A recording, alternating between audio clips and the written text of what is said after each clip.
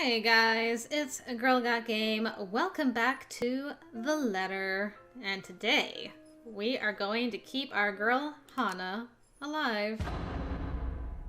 I'm sure that's fine. So yeah, we're gonna see what happens when only Hana's the one that lasts till the end of the story. And I'm going to try and knock off some more nodes as I go along too, because why not? I'm gonna be mean to Becca. Start things off properly, why not? We're all gonna die in the end anyway, Becca. It doesn't even matter. It doesn't even matter. Oh, one thing I will have to remember is to put on QTEs when we get to Ashton's chapter and let myself die so I can unlock that node too. That'll be fun. I'll get to watch her creepily crawl up to my face. Won't that just be joyous? And I'm not playing that QTE again, though. Not going to happen. I've had enough heart attacks from that stupid elevator. We will, We're sorry, ma'am. We don't really know what's going on here. I don't know what I'm doing. Don't look at me. One thing I do want to do is show the letter to Rose, but keep Hana alive. I think it's possible, but I'm not 100% sure on that. So we will see. I'm gonna find out.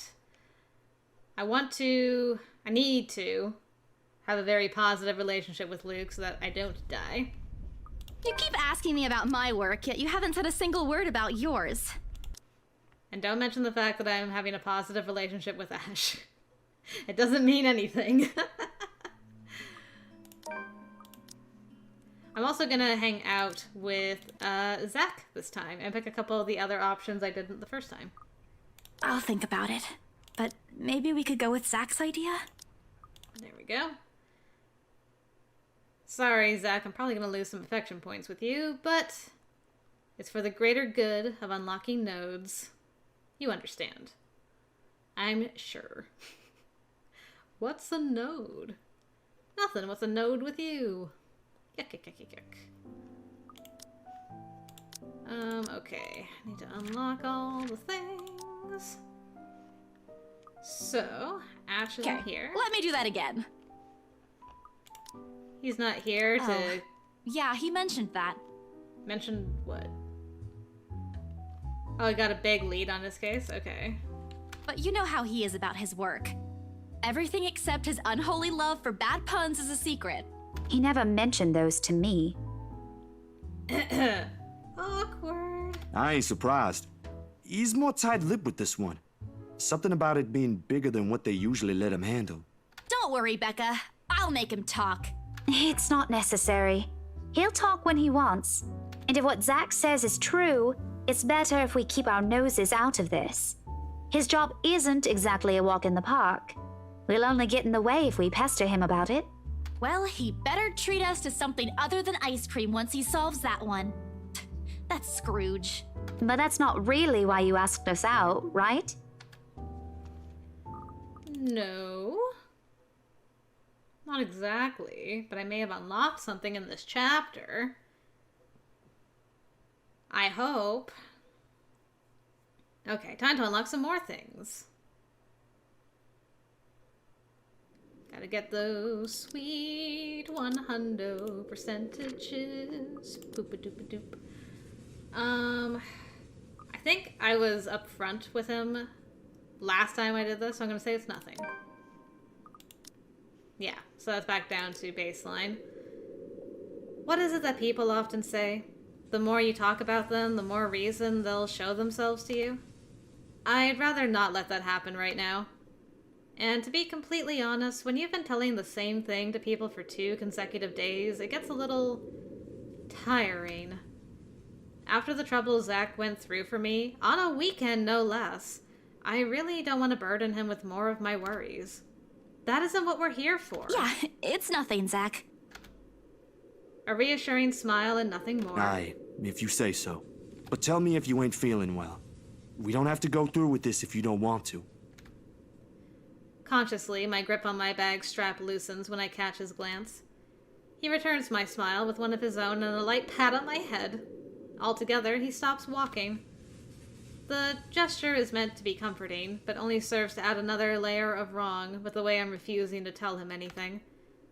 He was there yesterday. He saw what happened. He has questions. One I don't have the answers to yet. But he's also giving me a way out. Thanks, I will. But I think I still need to see this through. Besides, I'll be the one to blame if someone sees you there without me. I really don't want to get in trouble with my boss. Bad, huh? You have no idea. You have no idea. Hey, that's my girl. Okay, come on. Let's get this over with. I follow quietly after him, leaving everything yet to be answered behind us. Alright. Whoops, that's not what I wanted to do. I wanted to skip.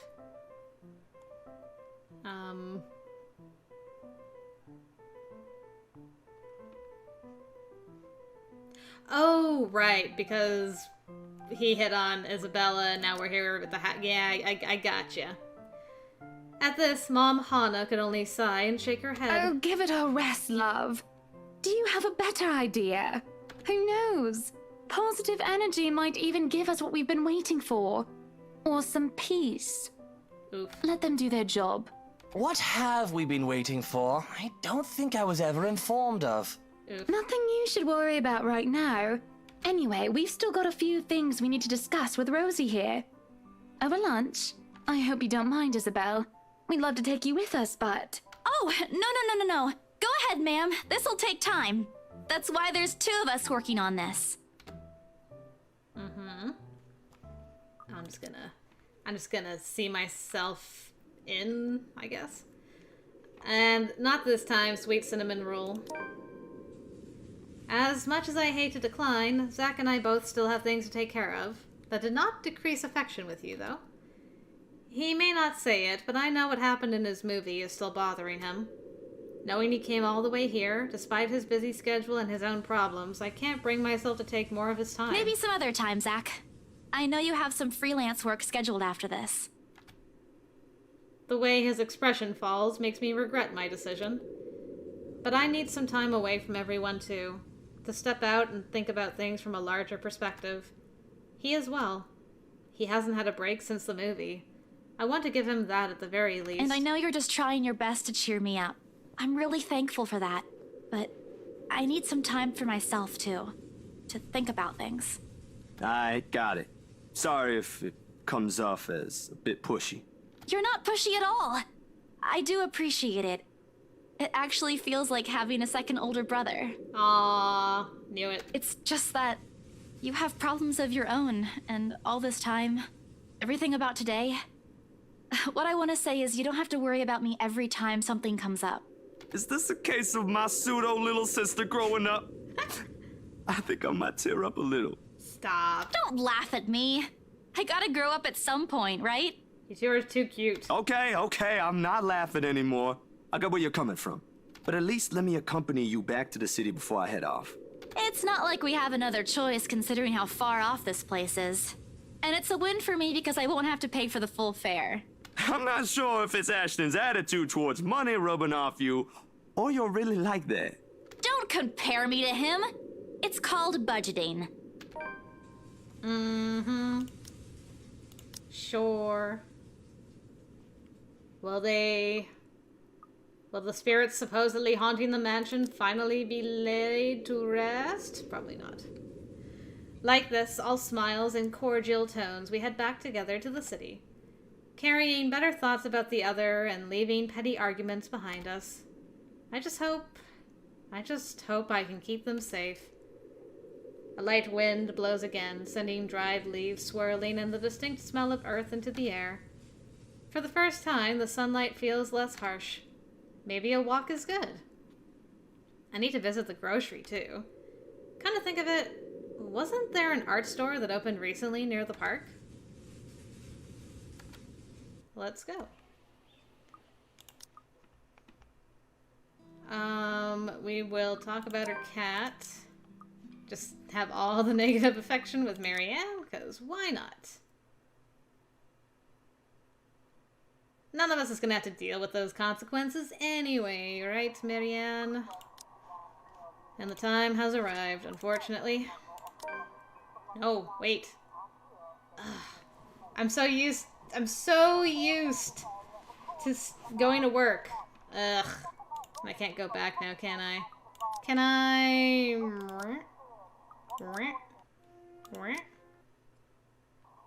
Nope. Okay, time traveling time. I will be right back. Doi. Okay, through the power of time travel, we are going to stay home and die like we're supposed to be doing. I need to decline, yes? No, I'm not at the office! Alright, and it's time. Bye, girl. Okay, Hana, you get to be spared this time. Hopefully. Assuming my plans work. All my well-laid plans. Yes, I am very happy, Luke. Because for once in a very long time, we are doing what I want. There you go. That's all you need to know. I will free up my schedule. I guess we can free up a day to meet with you. There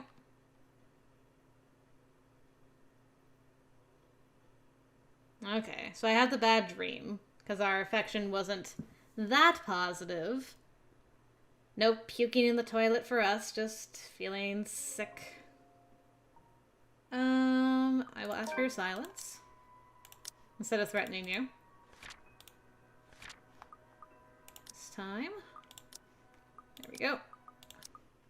Have a better breakfast together. I will also stop teasing you, Zach, in a second. When I get the opportunity. Okay, I'll stop if it makes you uncomfortable, sweetie. And... perfect. Keep going. Gotta work on that affection with Luke. I was just tending to the garden, sweetie. Oh man, I didn't realize what a down that is when the letter is shown. Man. 2 positives. Call them out.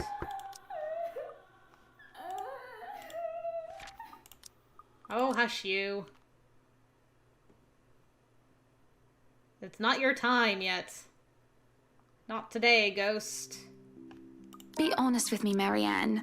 I don't need someone to sugarcoat it. Okay.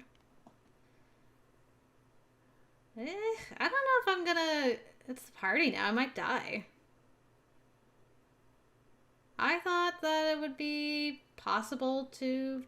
Oh, no, it's fine. I can do it. I can still salvage this somehow.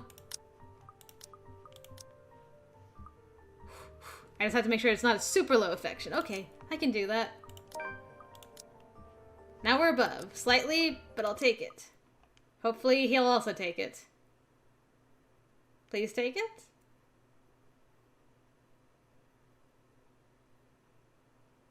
Whew, looks like he took it. Yep, okay. We made it! We didn't die! Yes! And just like that, Hana's chapter is done. We are speed running through this like nobody's business. But there's going to be a couple new stuff to do now. I'm really curious, having Hana alive and Zach breaking in to into the mansion. Like, what is going to happen? Alright. I'm going to comfort Rebecca this time, because I didn't last time. Okay. Apologies can wait. At the moment, Rebecca needs someone by her side. When I find her again, the officers who took her statement are long gone.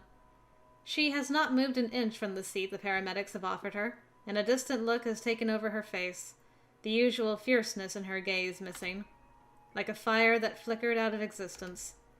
There are no tears, just hollowness and sorrow. She offers me a weak smile when she sees me approach, but nothing else other than that. I try to say something, my mouth opening and closing in hesitation, finding words that will hopefully offer the least bit of comfort if not sympathy. But all of them falls flat in the face of her own grief.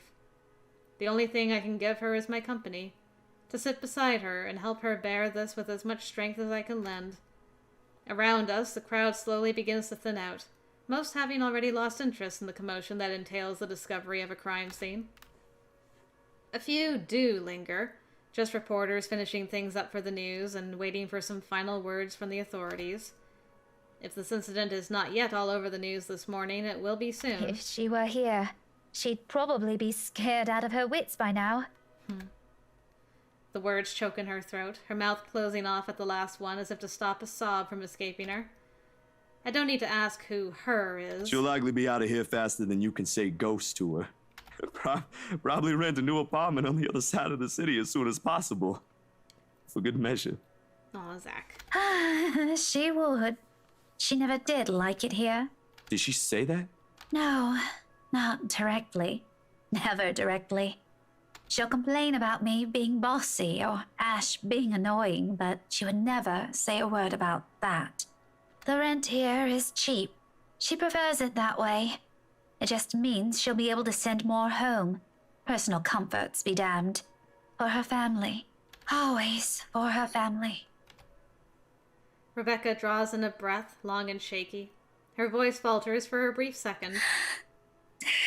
They always came first for her. She's, 26? She doesn't even know how to take care of herself. She's too busy taking care of others. It's impossible not to worry, you know? And she's always like that, and... She clenches her eyes shut and heaves in, her shoulders shaking with heavy, silent sobs. Oh, there, Becca. And as tears begin to slide down her cheeks, it hits me that I've never seen her cry like this before. Always the strong, reliable one. Ever the proud, fiery woman. Yet she's none of those as I draw her in and wrap my arms around her shoulders. She's simply another who has lost someone. I don't really know what to say. Never been good with this, but I'm here, Rebecca.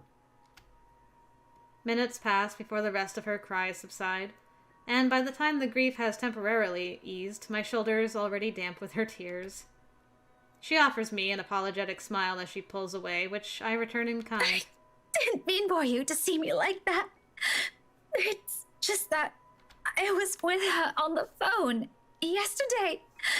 Before this, we had a fight. If I had known that would be the last time, I don't know. Maybe I should have been more careful with my words. Hey, it's okay. You don't have to say anything now. And it's not your fault. Never your fault. Understood? No, Zachary, I was just talking to her. She was alive, and I shouted at her. I should have at least heard her out, given her the chance. She was so worried about everyone that something might happen to us. What a horrible feeling. Suddenly, she trails off. The rest of what she's saying becomes lost in her tongue. Her eyes are wide when she looks back at me. One trembling hand cups over her mouth, and the other reaches out to grip my arm with strength I had not known she possesses until now. Zach, she was warning me. She said we might be in danger. Remember Rose Cooper? Her co-worker on the news. You've heard it, right? She was saying something about her and the letter she got from that mansion. Hey, look at Becca putting two and two together. Whoa, wait there, Rebecca. That's a huge jump in logic right there. And a little bit too much to take in at once, frankly. I know that. If nothing happened, I wouldn't have given it much thought. But as it is, what if she was right all along? What if that letter she found really has something to do with this? The same thing was written in her room with her own blood And nothing. I expected to hear a better argument from you, Rebecca. Ashton. We look up to find Ashton marching towards us, his strides quick and decisive. The expression on his face, however, there are really no other words for it. He looks pissed as hell. And if he was the kind of person, I'd wager good money that the next one who annoys him will end up injured in some capacity. And before you ask, the stupid letter's with forensics now, along with the other evidence. Don't waste your time looking for it. The whole case is a train wreck as it is. What would you have me do then? We don't know who did this. Whoever or whatever murdered our friend is still out there. You think I don't know that? I'll get him, I promise. I'll get him, put him behind bars, and make him pay. But please don't go around playing cop. We aren't playing a children's game. I have no intention to. Don't you think we also want the same thing as badly as you do? His mouth opens, poised to say something, but wavers in the end. He averts his eyes. Maybe it's just me, but for a fleeting second, something close to regret flickers in them. You don't know the half of it. What on earth do you mean by... All right, guys. That's enough. Proper time and place, remember? Thank goodness for Zachary. We ain't getting anywhere like this. Sorry, you two. I think I need some air. I'll step out for a while. We're literally in the air, but okay, I'll allow it. Just forget I mentioned anything, Zachary. It's probably the exhaustion talking. Well, you do sound different now, so I'll allow it. She's already walking away before the two of us can react. Although, with how our previous exchange went down, I highly doubt chasing after her will do us both good. An awkward second stretches out between Ash and I, until I remember that the photographs are still with me. They continue to weigh more than they actually do in my hands. I try not to look at them again when I hand it back to him. Once is enough. You left this with me back there. Recognition slips across his features before he walks over and takes them off my hands without so much as a thanks. Neither of us speak while he clips all of it back to his file. What else is there to talk about? A jest will be too inappropriate given the gravity of the situation. An apology right now, despite my intent when I sought him out, will be too early, too easy, too hasty.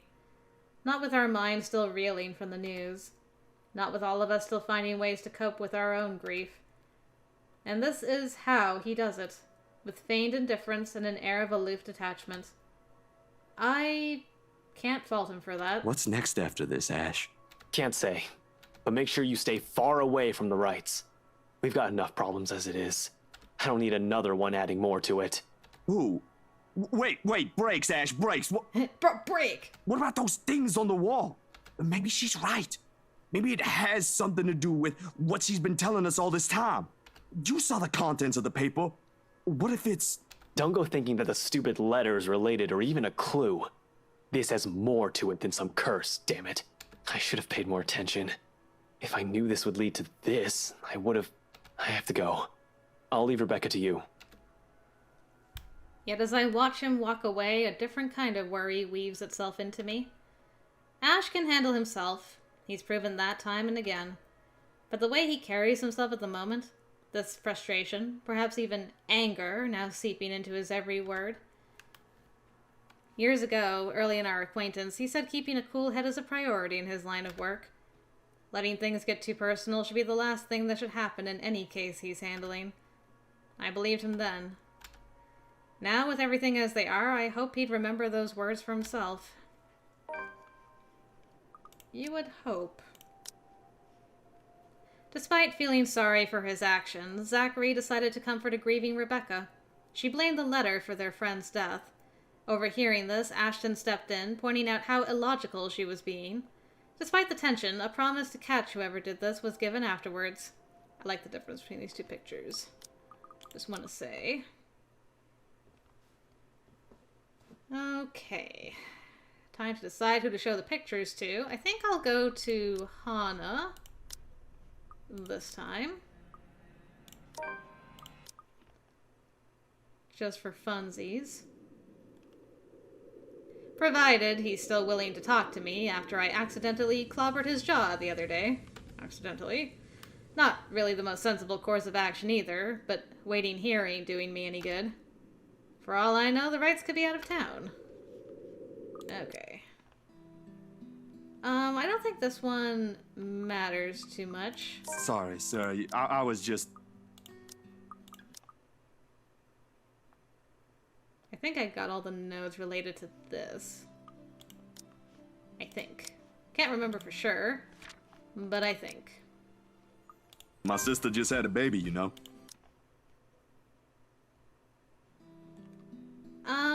Should I show her the pictures? I'm gonna show you the pictures. Because I was thinking too, out of everybody, Hannah and Luke have, like, basically zero idea that the letter's involved until the other characters bring it up at the end of all things. So I don't know if showing her the pictures would give her an idea later, but... I think it would be better if you take a look at these yourself. Back to baseline. That's fine. Ah, well, I did something updated there. I mean, I'll take that. I made that mistake with Isabella. Look where that got us. What other choice do I have? Ash? Rebecca? In all likelihood, all they'll give me is a pat in the back and a, Z-Man, go get some sleep. You're at it again, from Ash. There is one person, though. Damn, I should have thought of that first. To the priest!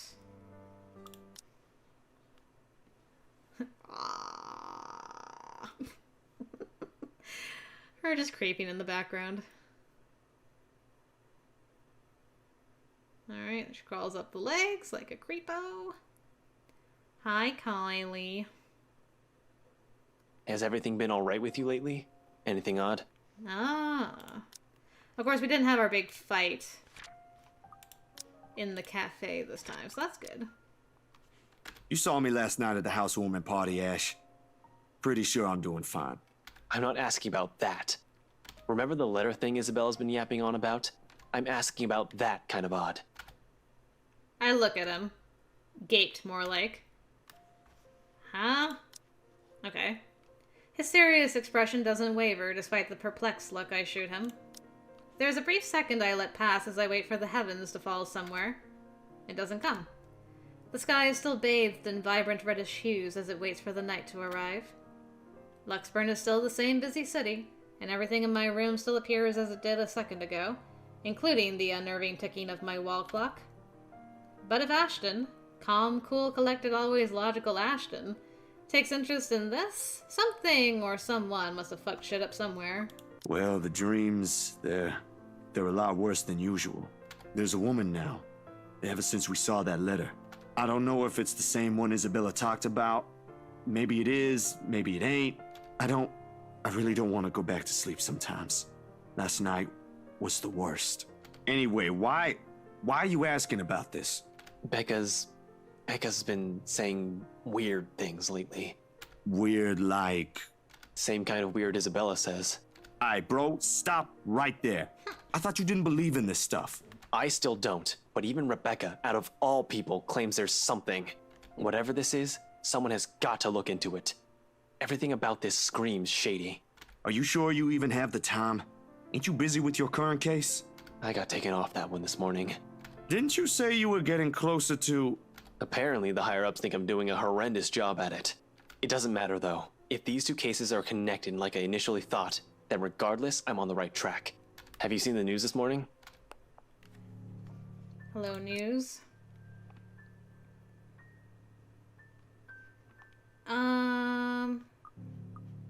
I can't remember what I've done before. Let me save. You ain't the only one stuck in this mess, you know. Ah, it's a negative. Okay, so I picked the other one before. I remember having a positive outcome from this. Harsh, but perhaps the thing he needs to hear most right now. He throws me a glance, sharp enough to cut if it is even possible. Looks about to say something for a moment, but decides against it. Rather, he blows another aggravated sigh and drags his fingers down his face. It's my job to know things, damn it. Not everything. Even someone like you has their weakness. Like a fire poker to the chest, for instance. Stop overestimating yourself. You ain't infallible. Don't blame yourself for every little thing out of your control. Doesn't work that way, Ash. Easy for you to say. Maybe, but it ain't above me to ask help from others. I know what I can and can't do. Do you? Dang. And it's just like that, we've reached another standstill. One by one, things are starting to fall apart without our notice. Ash leaves mere minutes close to sundown. He said little until then, not even a hint of what he's aiming to do after. While it ain't any of my business to know, his whole reticent attitude on the matter gnaws at me. So I went with him anyway. I can't take a hint. Okay. That's fine. Okay, this is what I've been looking forward to. What changes here? Because Hana's not dead. Okay, it's just a completely different thing from the get-go. I can search for Ash, but what if it's too late by then? With how big this place is, he can be anywhere, and it's very likely by the time we come back, someone's already bit the dust. That and the cries grow louder against my ear the longer I linger. Almost impossible to ignore, drawing me in like a moth to a flame. For a moment I let myself shudder, shaking the uneasy feeling off my head. This can't be a good idea. Not by a long shot. Still, I've gotta try. Funnily enough, for a couple as high profile as the Wrights, they don't seem to have any security detail patrolling around. A few guards here and there, sure, but one will expect they'll have more considering the size of the place. It works to my advantage, though, and I really can't complain when there's a high chance I might get arrested for what I'm about to do. Luckily, the window's wide enough for me to fit through without making any noise.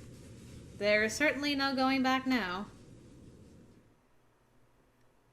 We enter into the parlor instead of the children's room?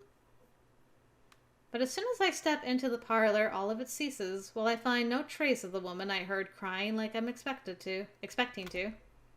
The room is still empty at this time of the morning, and I'm left standing awkwardly in the middle of the hush. Maybe she just hid somewhere? Hello? Are you here? I heard someone earlier, and I'm here to help. Hoping for an answer, I let the question hang in the air. But several seconds merely go by without a word, or the slightest movement to indicate there is someone in here. Has been here. But the stories I've heard, the things I've seen, it takes effort to keep my brain from going into that line of thought. I'm not going to hurt you. If you're here, say something. Nothing. Am I just hearing things? No, I'm pretty sure I heard someone. But with no one responding, I can't help but feel silly like this. And the awareness that I've just trespassed a house for nothing because of some voice prickles at me. Suddenly, the silence feels uncomfortable, and a needling anxiety slowly creeps up my back. I should get out while I can. If it ain't there, it ain't there. I don't spare the room another glance when I walk back the way I came. Which is where, out of curiosity? Out into the window, leave before someone else notices. I thought I heard a servant moving around here. Turns out it's just a rat scurrying about. You got me. How unpleasant. My heart shoots up into my throat. I can run. The window is a few steps away. I should be able to escape. But instead, out of some foolish impulse, I turn around. Perhaps it's because the only impression the guy has left me in what few times we met is nothing but unsettling. This ain't what you think it is. You're quite the distance from the kitchen, I'm afraid. Perhaps I should lead you there. Someone's in here before me. I wasn't here for what you're thinking. There was sobbing and... Ow. The first blow knocks the wind out of me, sending me heaving and crumpling to my knees. Tears well up in my eyes as the pain swells when he twists my wrist behind my back. You've got to listen to me. Then again, dirty thieves aren't welcome in my kitchen either. And I just got chopped sueyed into the head. Poor Zach. Oh dang. That's a really nice drawing, though. A terrified Zachary went looking for Ashton in the Ermengarde mansion, but to no avail. He also tried to warn Luke Wright about the spirits supposedly living in the house, but was simply turned away. After hearing a crying woman, Zachary sneaked into the mansion, but was unfortunately spotted by the Wright's butler. For a moment, there is only silence and a sudden piercing ache, this time at the back of my head. The room abruptly tilts on its axis, dimming. On the verge of consciousness, I can only hear the scuffling of foot, the thud of the door being closed, and... a woman. Crying. Asking for help. I know no more. Okay, you didn't... So Johans didn't kill you. The pain is the worst when I come to. A sharp, piercing ache somewhere at the back of my head begging to be noticed. But it's nothing I can't handle. Blearily, I open my eyes, expecting to be greeted by sunlight. Okay, can I skip here, or is it all new? No, I can skip. Get away from me! But this is different. Okay. A familiar woman gave him a little visit. She moves in short, sudden, bone-crunching twitches. Oh, because we didn't talk to the professor, so we're not like, this isn't how you get help! This isn't it! You don't understand! Don't know why I'm drowning when I'm getting my eyes gouged out, but whatever. Okay, well... We're gonna sleep with this guy again, because there's another option if we talk to him in the beginning that we haven't done yet, so I'm gonna do it. Nothing. Never mind. So easy to lose affection with you. Good grief, man. So picky. Ah. It's fine. We'll get it. I don't have time for this. Just spit it out. Just gonna get, like, all the negative affection while I'm here. Perfect. There's nothing left. Just what you want to see. We're all gonna die anyway. Okay, I need to check it out.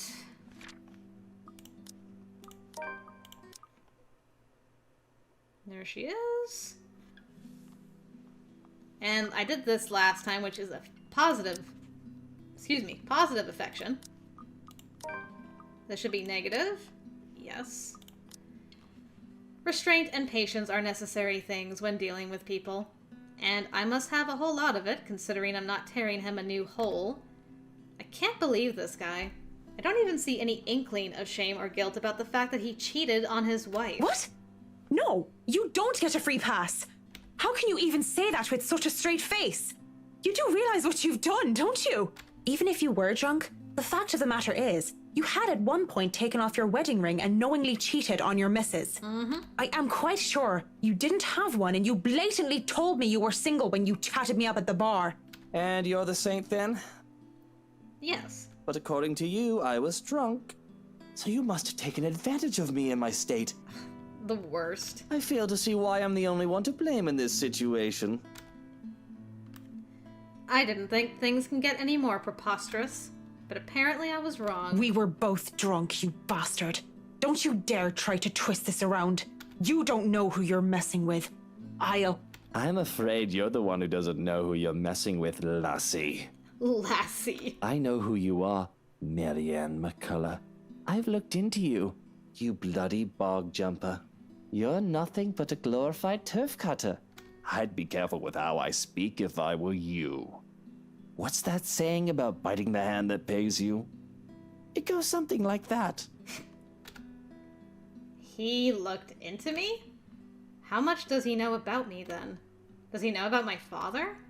Does he know about her? The thought that he has knowledge he can hang over my head kills any fight I have. Instead, I feel sick. This is sick. And I wouldn't be surprised if he's sick in the head one way or another. Well, that went well. Ugh. A very spooked Marianne accidentally bumped into Luke Wright. Furious over his blatant dishonesty during their first encounter, she warned him not to mention what happened that night. Luke simply ignored her.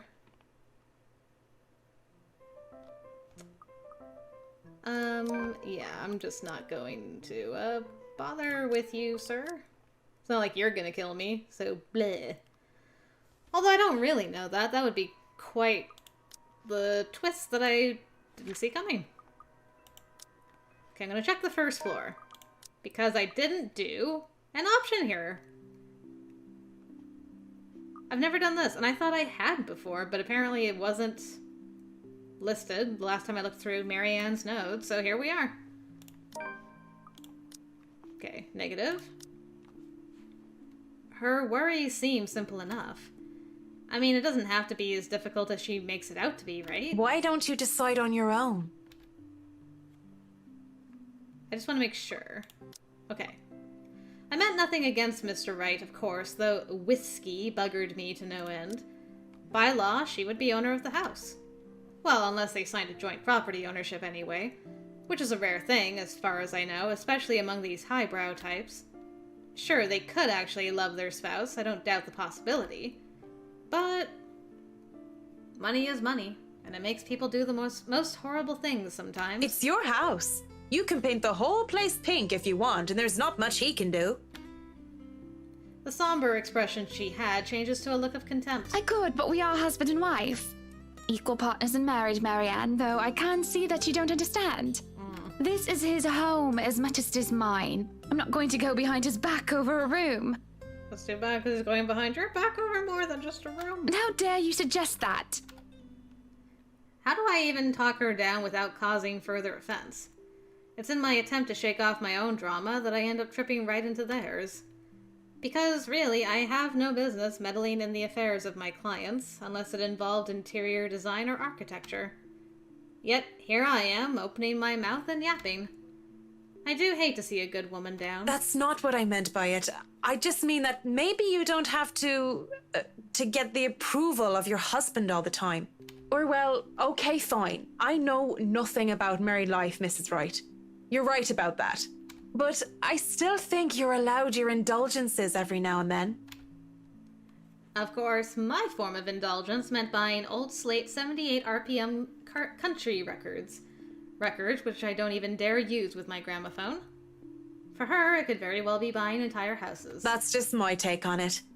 A perfect relationship is as rare as hen's teeth. You got what you got. I mean, you're doing well enough without my advice. Sure, look it. Whoops. That looks to placate her somewhat. She looks away and starts to favor the view outside once more with a faraway look in her eyes. Feel free to look around the rest of the house. Everything but the theater should be open. Just call if there's need of me. Of course, Mrs. Wright. I really shouldn't have opened my big mouth in the first place. This sort of thing only gets me in trouble. Keep it clean, keep it simple, and stick to business. That's it. Be professional. But I fail to do that just because of a pretty face. When she turns to leave, she glances back at me before disappearing into the foyer. I look out the window from where she was standing, and I move on, alone with nothing but my thoughts and her. Finally, some peace and quiet. Thought the old biddy would never leave. It's utter madness, this hearing things. I reckon it's the stress, though I don't know what exactly I'm stressed about. If meeting Mrs. Wright has really thrown me for a loop, I'd be worried. If I'm developing some sort of psychosis or disorder, well, I'd call a doctor. But hopefully it isn't that. Not right here and not right now. I mean, it could just be that personal talking cricket, the conscience, so to speak, and I'm only noticing now. Though if it isn't very helpful. Pushing the dilemma of voices in my head aside, I go back to work. But I can barely make it a few steps before everything tilts and shifts. I don't really stumble, but it feels like I'm being thrown off my feet and the rest of the world just follows. Though my feet stay firmly on the ground, and even if I stay mostly upright, I feel like I've been heaved and put off balance.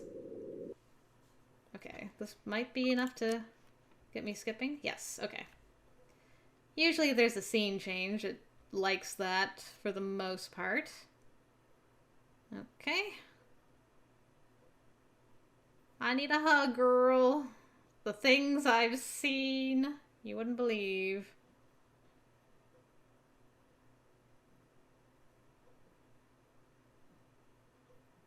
Okay, we should be getting pretty close to the end of Marianne's chapter, which means Ash is up pretty soon. Hey, are you alright there, Whiskey? You're looking like you need a serious drink. Goodness knows I need it. Yeah, I've done both of those before. Okay, chat to Ashton.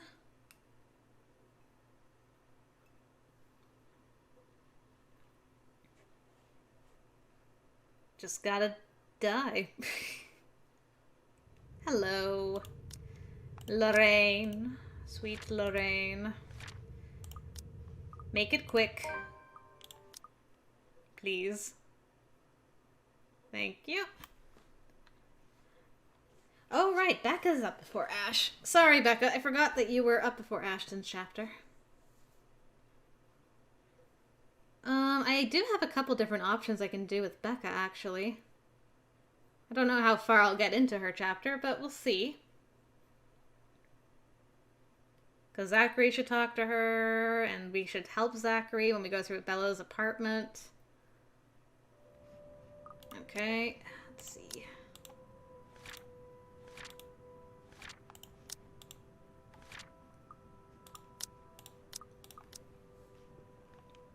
Since you got guilt, Becca, I will do this for you. And during the open house, even if there were a lot of people around, there were weird things happening. I'll give you a little less guilt with this conversation at the very least.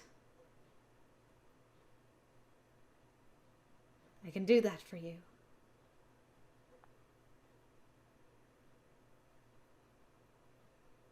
Yeah. Whew, glad that went by fast.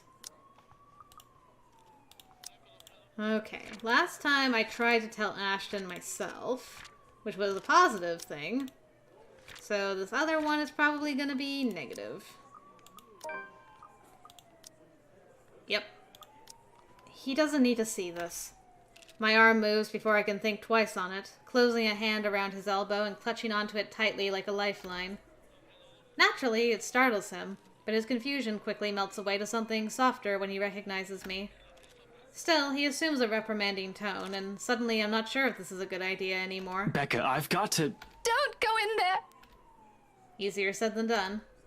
It's all in his face when he averts his gaze and promptly untangles my fingers from his arm. I have to. I'm on duty, Becca.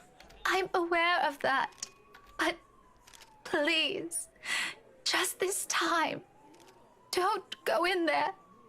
You know I can't do that. There are other officers here who can handle this. Why can't you sit this out for once? You don't have to go in there. They don't know her. It'll be better if they...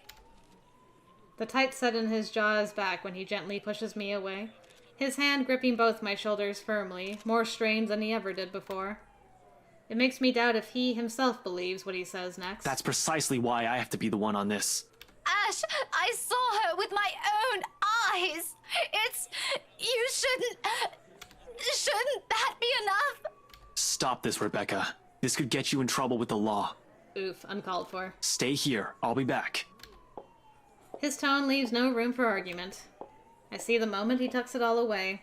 His apprehension, the growing anxiety in his stomach, even the part of himself he showed us so openly before. The friendly, easygoing Ash? He hides it all, builds an even thicker wall around it. He crosses the police tape without looking back and walks into the room an entirely different person. And from my place in the doorway, I witness all of it. Okay, we back? Yes, we are back. Grand. I mean, not grand, but, you know. Memory time?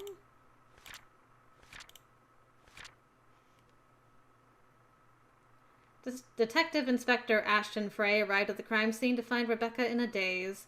After a brief talk, at the inspector's orders, a paramedic pulled her away to help her calm down before her witness statement was taken. They seemed to still be on speaking terms when I left, but... I wonder if those two are going to be okay.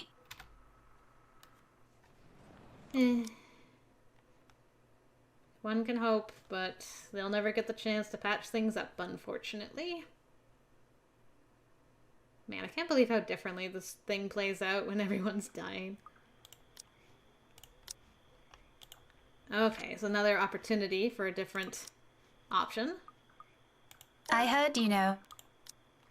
Yeah. Direct, straight to the point, as clear-cut and as forthright as I can manage. There's no way out of this. No way to go but forward and straight into the heart of the problem. Dancing around these issues hold little meaning now after our loss, consequences be damned. Because more than the thought of meeting his anger is the thought of another thing consuming him.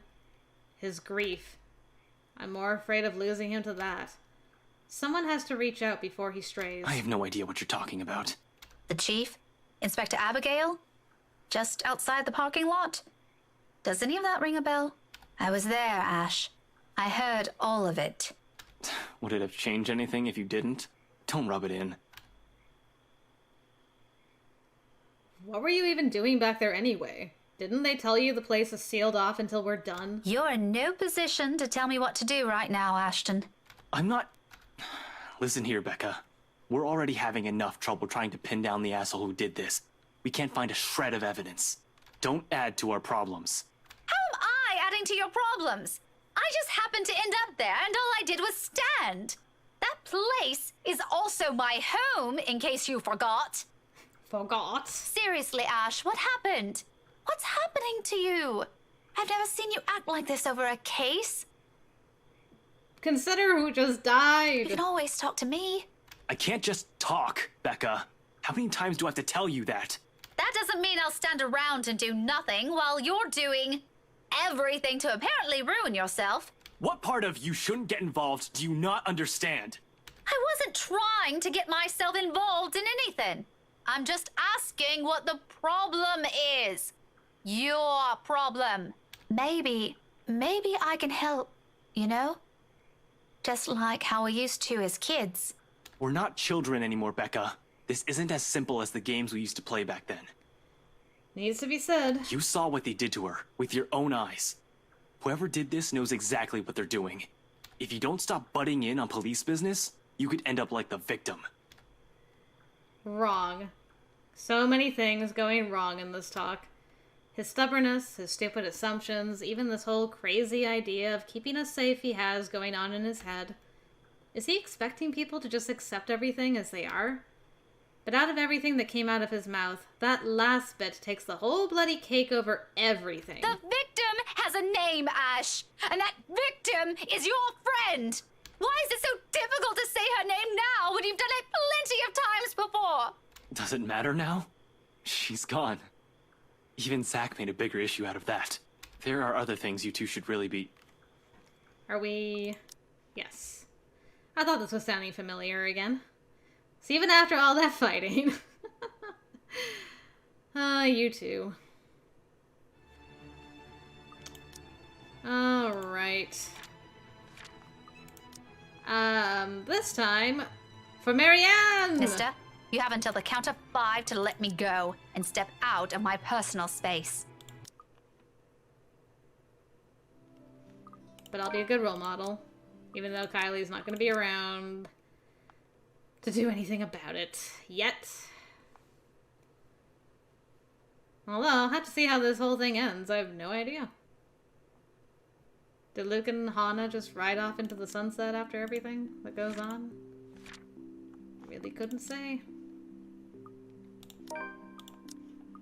Okay. Yeah, it doesn't really matter when I'm picking with Luke. I'm not going to be going out to dinner with him. Bloody letter. Perhaps I shouldn't have listened to Ash and followed my suspicions. Perhaps Isabella's right all along. A terrible thing if true. Okay. We'll just skip on through. And I'll leave you guys alone. But I'm not going to ask Ashton to be my date. Is it the case? Were you able to smooth things out with the chief and Inspector Abigail? Ah. Yeah, they let me back in. A few hours after another sermon, though. But it's not that. He stalls, several seconds too long for comfort. Minutes later, he takes a step back, stuffs both hands to his pockets before looking away. It's like he doesn't want to be here. His posture on its own screams his complete reluctance to be the one delivering whatever this is. Is there anything worse than the one we got last time? Or the one I saw? Somehow, part of me no longer wants to hear him out. This will only be another unpleasant news. Actually, it's... LPD's been in contact with the embassy. And her family back home. Oh, how did they take it? As one would expect. Her mom was in shock, of course. The eldest guy I talked to, the one she complains about a lot, I kinda see why. He threatened to kill me if he found out I'm lying. Swore he'd take the first flight here. As if you could lie about something like that. And her dad? Does he know? No, I think they're putting it off until he's well enough to take the news. He won't be. They're already making arrangements with the embassy now. Her aunt's helping out as much as she can, but there's only so much she can do. You should have said a word.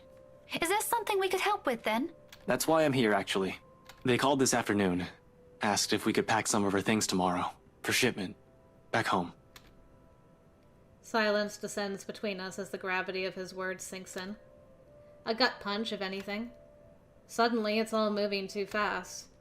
We haven't even come to terms with it, and yet the world is already asking for more. Tomorrow? Isn't that a little... Abrupt? Hasty? The right words won't take form. What right do we have to protest in the first place? Do we even get a say in this? We're just her friends. People she met because happened to end up here. We have no right to hold on to her when her family, people of her own blood, is waiting. For her, they will always come first. But where does that leave us then? And what about the case? Don't they want to know who did that to her? Are they just going to leave it like this? I sure hope not. We can't just drop it. I can't let them. The bastard's still out there. Then talk to them. You're part of the team investigating this, right? You should be able to reason with them, or... Ashton, you have to try. You can't allow this to... A genuine plea, yet under the weight of his gaze and every uncertainty behind them, the rest of it falls weakly off my lips. Unspoken, fragile amidst the silence suddenly stretching out between us. In the middle of it, Ashton stands perfectly still for a handful of minutes. Whatever he thinks beyond the ones he's allowed me to hear, he keeps hidden, still unwilling, unready to let go of. When at last he finally decides to break the hush, he merely casts a glance back to the empty room beside us. Gone is that somber mood when he shifts. His casual, friendly air is back. I'll see what I can do. I'll let you know. For tomorrow, I'll try to bring Zach for some extra help. See you, Becca. Good night. Alright, he's off.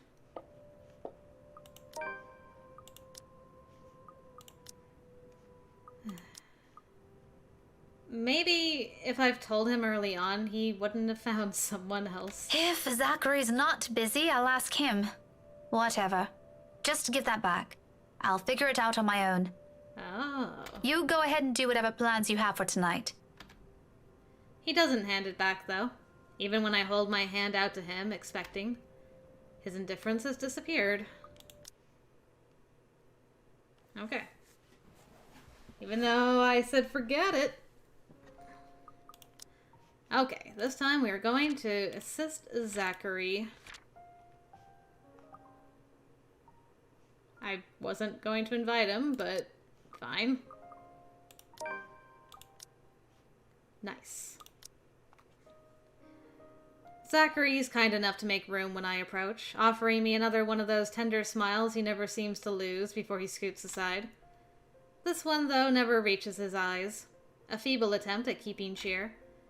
I return it, regardless, perhaps in the same half-hearted manner, too. If he's noticed, he doesn't comment on it. There's no point in forcing it, after all, even if it's for the sake of showing mere pleasantries. Afterwards, we both lapse comfortably into silence, working diligently through the mess of papers and books around us. For a few good minutes, we sort everything into the boxes. This pile will immediately be sent to her family. It's important. A collection of postcards goes in this other box for shipment at a later date. Her younger siblings would love it.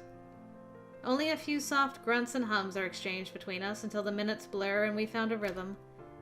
One that's only broken when Zachary chances upon a huge pile of notebooks under her bed. Sketch pads, each one thoroughly used, more than the ones we'd gone through earlier. Gingerly, he reaches for one and flips through it. An artist's secret. Each of its page reveals a drawing. Of people or objects. Sometimes there would be animals. But in a great number of them, there's us. There's a doodle of Zachary smiling, one of me looking at a distance, and in a few pages, Ashton. All moments she captured without us knowing, all signed under her name. It hits me as we pore over each pad that this is one of those things she has never shared before. In the 5 years I've known her, I've never once seen any of these. Just a thoughtful expression while he turns each page with every care in the world, as if he's holding the most precious thing in his hands right now. In the face of it, my own curiosity wins, put under the guise of a passing comment. I've never seen these before. Really? She did mention that she was an art student. She told me she had to quit school and work, but I never knew she was this good. That's alright. I found it by accident too. She didn't want to show me at first. But hey, it's Isabella. All you have to do is bribe her with food. Works every time. Not all the time. When she puts her mind to it, she's stubborn. But this, I don't know. I guess it bothers me a little that she never talked about this. I mean, look at all of it. I can't even draw anything past stick figures. Had I known, I would have asked for her help on those visual aids for my class. Maybe that's why she didn't tell you. What do you mean by that? Nothing, ma'am. Just pulling your leg. But we were planning an exhibit, you know? She wanted to surprise you guys. It was supposed to happen after the movie and her work with the mansion. I guess that ain't gonna happen now, huh? The mood shifts then. Ever so slightly, utterly unintentional after all the good humor and rapport we've established. Everything's still too fragile right now, too easily broken. It'll take weeks, perhaps even months or years. Perhaps it'll be one for each day she has spent with us. Still, I try. Because this isn't how she'd want us to part with her if this is what it is. I mean, this is kind of not really the point. It's feeling guilty. Hey, you said it yourself, Zachary. It's not anyone's fault. Mm-hmm. Nice. We had no idea things would turn out the way they did. A truth. Perhaps one of the few I've said since this whole thing began. After all, it's easy to pretend, easy to hide behind false facades. But when has that helped anyone? Zachary seems to think the same thing when he smiles, though I can't quite tell. His half-smiles, of all things about him, are the hardest to read, and it would be too presumptuous of me to assume anything about him. I barely know the man, despite being friends with him for years. What he returns to me, however, what he allows me to see, is a truth of his own. A tough thing to admit, considering the situation. I know. It's just hard to get used to the idea that she's gone. Tell me about it. It's like losing a younger sibling I never had. You and me both. The soft laughter that follows is an odd thing to hear in the room's dense air, but we let it ring regardless. It's a relief from the gloomy mood, if anything. A tiny measure to prevent the weight of this from crushing all of us. And it works. We lapse into a companionable silence soon after. A rare thing between the two of us, but nevertheless a welcome change. When that too eventually passes, there's only a sense of gratitude left. From me to him. And Zach? Yeah? He barely looks up from the new sketchbook he's flipping through. He's done that on every single one of it, like he's committing the whole thing to memory. I do not let it deter me, though. For all this distance we've always had between us, these are still words he should hear. I just want to thank you. For the other day. For staying with me. I never said anything about that. Aww. Thanks. That blush smile. Confusion briefly crosses his face until it dawns on him. A sheepish grin makes its way to his face. No further words are exchanged after that. Becca and Zachary, though? He doesn't respond any more than what he has offered. Neither am I expecting him to, and perhaps it is for the better.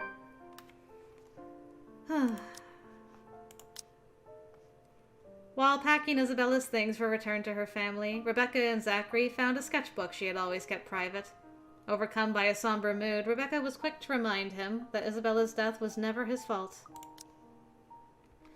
We managed to pack most of Isabella's belongings by the time all of us have to leave for work, but at the threshold we all hesitate. A heavy air hangs around us, a consequence of knowing that this might be the last time we will be doing something for her. Of course, none of us mentions it, even if the meaning's all too clear in our heads. This is a goodbye, if anything. The world outside waits, and we can't stay here. So with a last glance, we leave all of it behind. At least tonight, I'll have something to look forward to. Something to help take my mind off things. And if any of my hunches are correct, where this all started will provide the answers I'm looking for.